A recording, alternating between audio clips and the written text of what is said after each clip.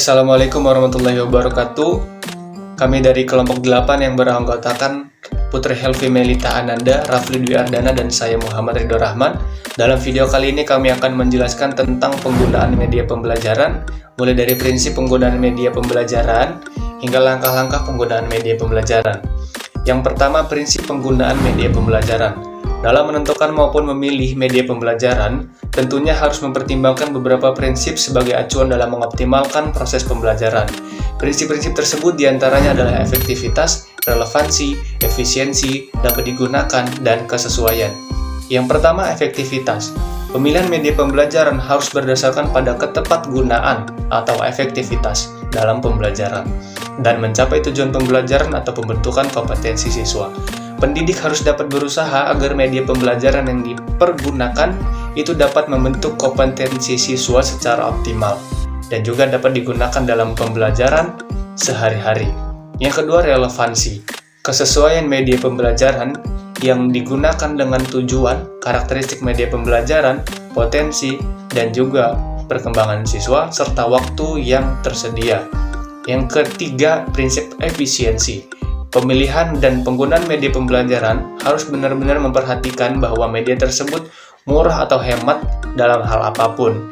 Dan juga dalam penggunaannya, media pembelajaran ini harus menggunakan prinsip terhemat atau sedikit tenaga, sehingga prinsip efisiensi ini dapat terpenuhi. Yang keempat, dapat digunakan. Media pembelajaran yang dipilih harus benar-benar dapat digunakan. Dalam artian, media pembelajaran itu dapat diterapkan dalam pembelajaran di kelas sehingga dapat menambah atau meningkatkan kualitas pembelajaran, sehingga media pembelajaran ini tidak cenderung ke dalam hal yang sia-sia. Yang kelima, prinsip kesesuaian. Pemilihan media pembelajaran tentunya harus sesuai dengan karakteristik pembelajaran di kelas. Jadi, prinsip kesesuaian ini benar-benar harus diindahkan dalam menggunakan media pembelajaran. Selain itu, menurut Arsyad 2006, halaman 75, beberapa kriteria yang harus diperhatikan dalam pemilihan media pembelajaran adalah sebagai berikut. Yang pertama, sesuai dengan tujuan yang hendak dicapai. Yang kedua, tepat untuk mendukung pembelajaran yang bersifat fakta, konseptual, prinsipal, dan generalisasi. Yang ketiga, praktis, luas, dan juga bertahan. Yang keempat, guru terampil menggunakannya. Yang kelima, disesuaikan dengan sasaran, baik itu untuk kelompok kecil maupun kelompok besar. Yang keenam, memenuhi persyaratan teknis. Jadi media pembelajaran menurut Arsyad 2006 seperti itu. Selanjutnya, pola pembelajaran dalam penggunaan media. Yang pertama, pola pembelajaran guru bermedia. Pola pembelajaran ini mempertimbangkan keterbatasan guru. Guru juga tidak menjadi satu-satunya sumber belajar siswa dalam pembelajaran. Guru dapat menggunakan berbagai media pembelajaran sebagai sumber belajar, sehingga siswa dapat memperoleh informasi dari berbagai sumber. Yang kedua, pola pembelajaran bermedia. Pola pembelajaran bermedia dengan siswa atau pola pembelajaran jarak jauh itu menggunakan media yang telah disiapkan dengan materi pembelajaran.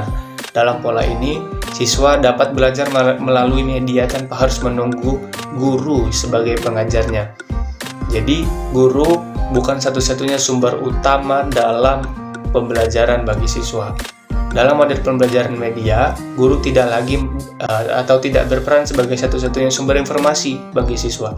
Namun, siswa dapat memperoleh informasi dari berbagai media, seperti majalah, buku, dan lain sebagainya. Tidak hanya guru. Dalam model ini pun, guru juga harus berperan sebagai pengawas pembelajaran, yaitu sebagai pengelola pembelajaran, pendorong kegiatan belajar siswa dengan memanfaatkan dan mengoptimalkan sumber belajar siswa. Yang terakhir, langkah-langkah penggunaan media.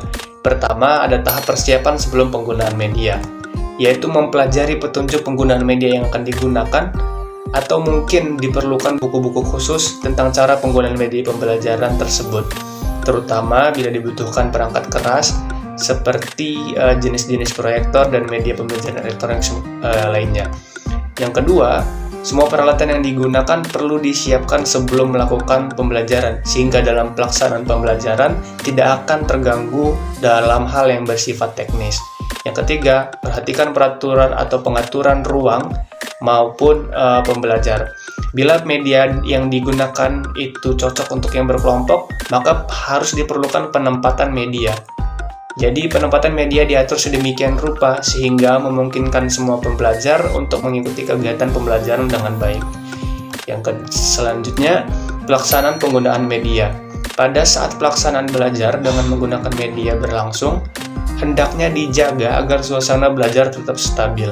Keadaan tenang sebenarnya tidak berarti siswa itu harus duduk diam, tetapi yang terpenting perhatian belajar siswa itu tetap terjaga, sehingga materi yang hendak diajarkan itu dapat tercapai. Selanjutnya, tahap evaluasi. Pada tahap ini merupakan tahap penyajian apakah tujuan pembelajaran telah tercapai atau tidak. Selain itu, untuk memantapkan pemahaman materi yang disampaikan melalui media, siswa perlu disediakan tes yang harus dikerjakan oleh siswa atau pembelajar sebagai umpan balik atau feedback. Kalau ternyata tujuan pembelajaran belum tercapai, maka pengajar perlu mengulangi kajian program media tersebut. Yang terakhir, tindak lanjut dari segala macam rangkaian yang telah digunakan. Tindak lanjut dari umpan balik yang telah diperoleh atau evaluasi tadi, pengajar dapat meminta pembelajar untuk memperdalam sajian dengan berbagai cara. Misalnya, diskusi tentang hasil teks, mempelajari referensi, dan membuat rangkuman.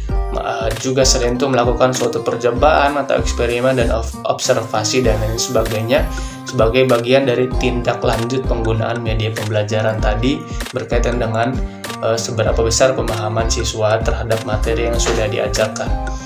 Jadi sekian materi dari kelompok 8 berkaitan dengan penggunaan media pembelajaran, mulai dari prinsip-prinsip penggunaan hingga langkah-langkah penggunaan pembelajaran sampai pada tahap evaluasi dan tindak lanjut tadi. Bila ada kesalahan kami mohon maaf. Kami ucapkan terima kasih. Wassalamualaikum warahmatullahi wabarakatuh.